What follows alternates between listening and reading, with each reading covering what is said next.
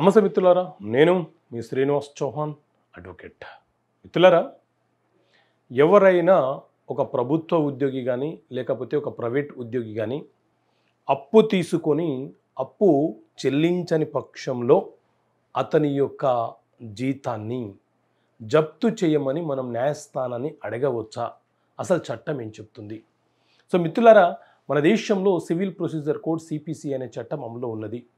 ఈ సిపిసి చట్టము ఏం చెప్తుంది అని అంటే, ఏదైనా ఒక సివిల్ వివాదము న్యాయస్థాన పరిధిలోకి వచ్చినప్పుడు న్యాయస్థానము ఆ వివాదాన్ని ఎలా విచారణ చేయాలో చెప్పే చట్టమే ఈ సిపిసి సివిల్ ప్రొసీజర్ కోడ్ అనే చట్టం.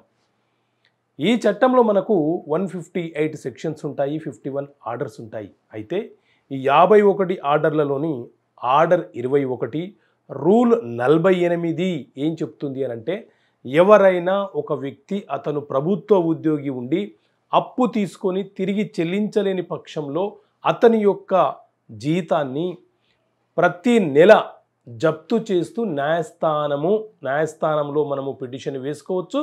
న్యాయస్థానము ఆ అంశం మీద తీర్పులు ఇచ్చే అవకాశం ఉంటుంది.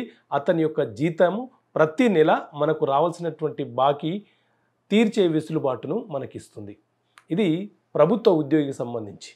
అదే ఒక ప్రైవేట్ ఉద్యోగి అయితే, ఏదైనా ఒక కార్పొరేట్ కంపెనీలో, ఎంఎన్సి కంపెనీలో లేదా ఏదైనా ఒక సంస్థలో ఉద్యోగం చేస్తున్నటువంటి ప్రైవేట్ ఉద్యోగులు అప్పు తీసుకొని చెల్లించని పక్షంలో వారి మీద కూడా ఆర్డర్ 21 రూల్ 48A ప్రకారంగా ప్రైవేట్ ఉద్యోగి యొక్క జీతాన్ని కూడా జప్తు చేయమని అడిగే హక్కు అప్పిచ్చిన వ్యక్తికి ఉంటుంది.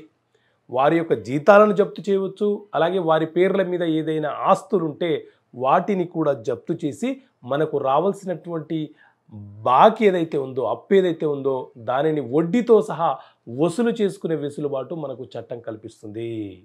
ఓకే మిత్రులారా, థ్యాంక్ యూ. జై హింద్.